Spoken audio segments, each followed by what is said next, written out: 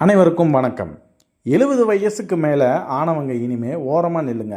இப்போது களத்தில் இறங்குற விஜயும் அண்ணாமலையும் சாதாரண ஆளுங்க கிடையாது. இவங்களை எப்படி டீல் பண்ணணும்னு எங்களுக்கு தான் தெரியும். திமுகக்குள்ள இப்போ ஒரு பெரிய பனிப்போர் ஓடிக்கிட்டு இருக்கு. 70 வயசுக்கு மேலே ஆனவங்க தயவு செய்து ஓரமாக ஒதுங்கிக்கோங்க, கட்சியை நாங்கள் பார்த்துக்கிறோம்னு அடுத்த தலைமுறை தரப்பிலிருந்து தலைமை கடும் அழுத்தம் கொடுக்கப்படுகிறது. மூத்த தலைவர்களின் பழங்காலத்து வியூங்களை வச்சுக்கிட்டு இன்றைய நவீன அரசியல் ஜெயிக்க முடியாது.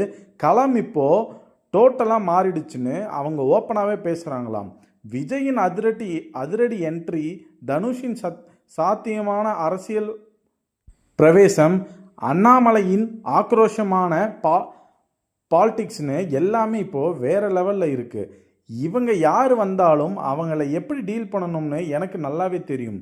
என்கிட்ட கட்சியை முழுசாக கொடுங்க, பவர் என் கையில் இருக்கட்டும்னு இளம் தலைவர் ஒருவர் ஸ்டாலினிடமே கண்டிஷனாக கேட்டிருக்கிறதாக தகவல் வெளியாகின்றது.